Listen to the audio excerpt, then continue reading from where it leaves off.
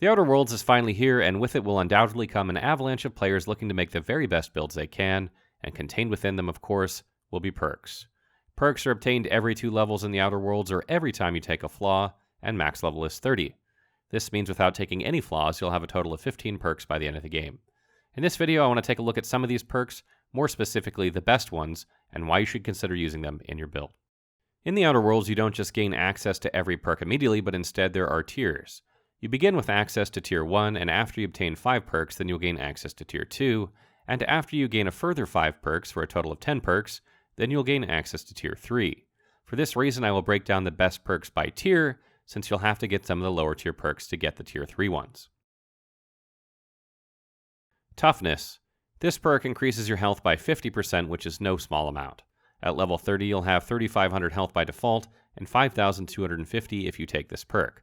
That means you'll gain a whopping 1,750 health. Unless you're planning to make a stealthy character who never plans on getting hit at all, I highly recommend this for any other build, and even then, not everything always goes according to plan, so stealthy characters can still benefit from this perk. Lone Wolf. This is possibly the best perk in the game if and only if you go it alone.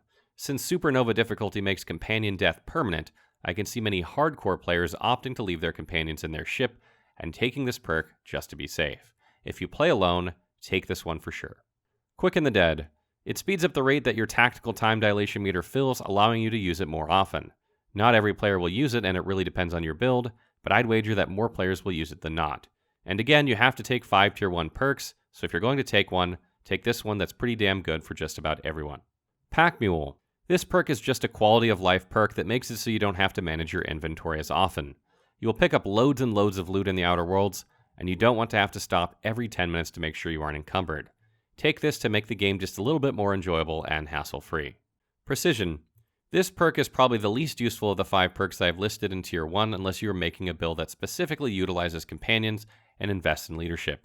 However, even if you don't, it can help improve their damage if they are geared well, so it's worth taking. Some of the other perks in this tier are situational, like Slow the World. This is a great perk for a sniper build, but very few other builds are going to use it much. Additionally, Resilient is great for melee and heavy gunner builds, but your standard player will probably utilize some form of cover during their first playthrough when they can, so it becomes less useful on average. Harvester. One of the best perks in the game, this will heal you every time you get a kill. And because it's based on percentage, if you took Toughness, you'll gain even more health. If you hate having to stop firing to heal mid-combat, then you definitely want this perk. Weird Science. Science weapons are some of the most powerful weapons in the Outer Worlds, so this is definitely a great perk to have if you intend to use them. By the time you gain this perk, you should have at least 1 or 2 science weapons, but you may want to wait to take it until you have a couple more. Just don't wait too long because some science weapons are found much further in the game.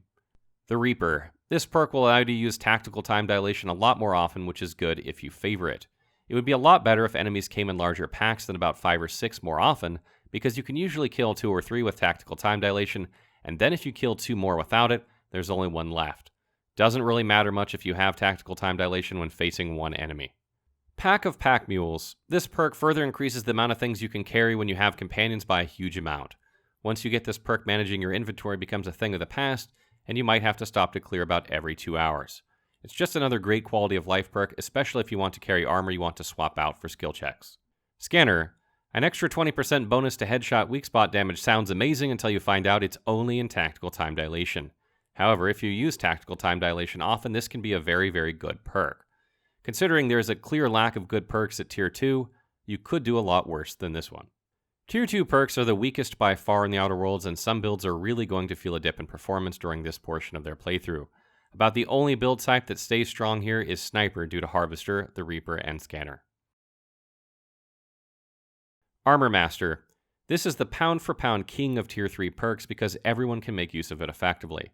If you're wearing Chimera when you use this, you will gain an additional plus 10 Lie, plus 10 Intimidate, and plus 10 Persuade, which is not a small amount.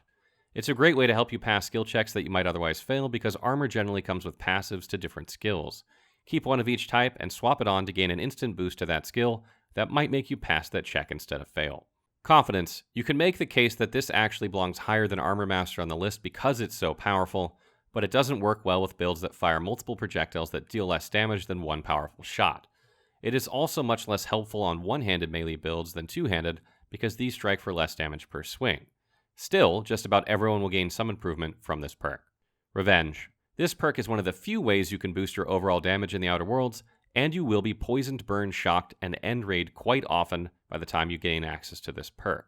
This makes it a must for anyone that can't kill anything from super long range without getting hit. Tit for tat. This perk is only useful to players playing melee builds, but it is incredibly strong. Being able to heal with every swing means you rarely have to heal, particularly if you have toughness and harvester, and any points at all into temperament. It's a must for any melee build for sure. Wild Science. This perk further boosts your science damage, which as I mentioned before are some of the most powerful weapons in the game. If you use science weapons, and you really should, you definitely want this perk. Tier 3 features many perks that are more specialized to the type of build you are playing.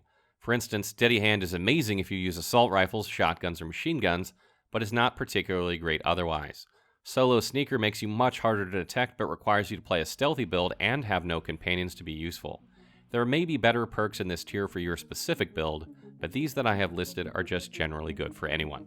Stay tuned for more Outer Worlds coverage, and be sure to check out our Getting Started, Character Creation, Best Weapon, and Build guides if you're looking for more content, and check out our Companions guide if you'd like information about each and how to best optimize them.